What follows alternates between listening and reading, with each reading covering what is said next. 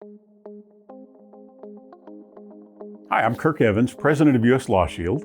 We're here today to talk about some recent federal court rulings and some legislation on the subject of pistol stabilizing braces. So, as many of you may have heard, beginning June 1, 2023, there's a new ATF rule impacting pistol stabilizing braces and what it takes to legally own one, or what you may need to do to stay within the law if you have one of these items. But setting aside the details of the rule, which is 70 or 80, 90 pages long, which we're not going to cover here today, let's talk about some recent federal court rulings and some legislation that's come up on the subject. So the big one is May 23rd, 2023, the Fifth Circuit Court of Appeals issued an injunction prohibiting the federal government from enforcing the new ban on pistol stabilizing braces. So what does that mean? We get calls all the time from folks who see on TV or on social media or the internet that, hey, a federal court has issued a ruling.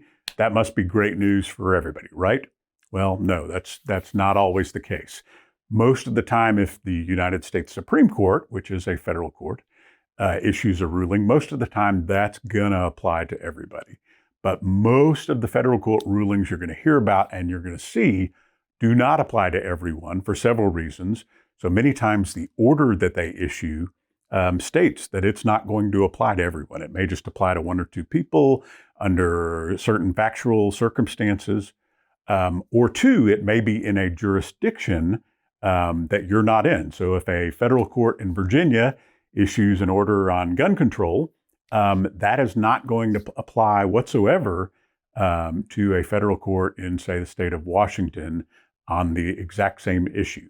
The courts can look at each other's arguments and the rulings and may even adopt the same arguments and rulings, but that's not going to be binding on another court of a similar level throughout the United States.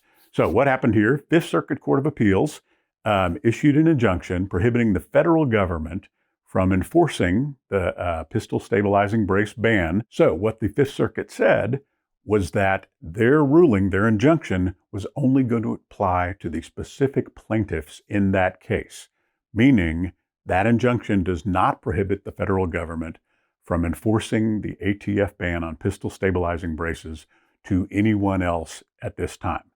Now, as a follow-up to that, a couple other federal district courts in Texas have also issued similar preliminary injunctions, meaning an injunction that says, hey, the U.S. government cannot enforce this ban against the plaintiffs in their cases, which were Gun Owners of America, the Second Amendment Foundation, and a couple other individuals or organizations. If you happen to fall within one of these organizations, the injunction might actually apply if you were to live or reside in the applicable jurisdiction. The big deal here is this is not like a car recall where, the owner of the manufacturer of the car sends out a notice to everybody who possesses that exact model and lives in the correct states and says, hey, your car is subject to a recall. There is no guidance whatsoever to individuals as to whether or not the item they own might fall under the ban, whether or not they live within one of the applicable jurisdictions, or whether or not they might be a member of one of these organizations that actually got an injunction, and whether or not the ruling might apply to them.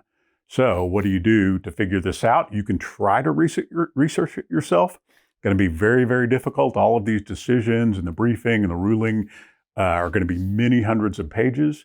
The good news is if you are a U.S. LawShield member, as a part of your membership at no additional cost, you can call in and ask to speak to the independent program attorney in your state, and you can ask them, hey, I've got such and such item. I live in this particular jurisdiction. Here's a group that I'm a member of. Do these injunctions apply to me? If you're not a U.S. LawShield member, we highly suggest if you have one of these items and you're concerned about what you possess, whether or not you have to comply with the ban at this time, speak with a lawyer and get some advice as to whether or not you need to comply at this particular time, or whether these injunctions might apply to you. So after this ruling, what's next? The Fifth Circuit's order was just a preliminary injunction. They are still going to hold a final appeal and they're going to have an expedited appeal process. So what we're going to most likely get from the Fifth Circuit is still yet another ruling on the appeal, and that will determine, at least finally within the Fifth Circuit, what the law is in the Fifth Circuit. And their ruling in the Fifth Circuit may or may not apply to all of the other federal district courts within the Fifth Circuit, but only in the Fifth Circuit. So if the Fifth Circuit issues a final ruling, it is still not going to have any precedential value over the first, second, third, fourth, all of the other federal courts of appeals. Then we will almost certainly have an appeal to the U.S. Supreme Court, and that could be 2 or 3 years down the road before we have any finality as to the status of the pistol stabilizing brace rule in the U.S.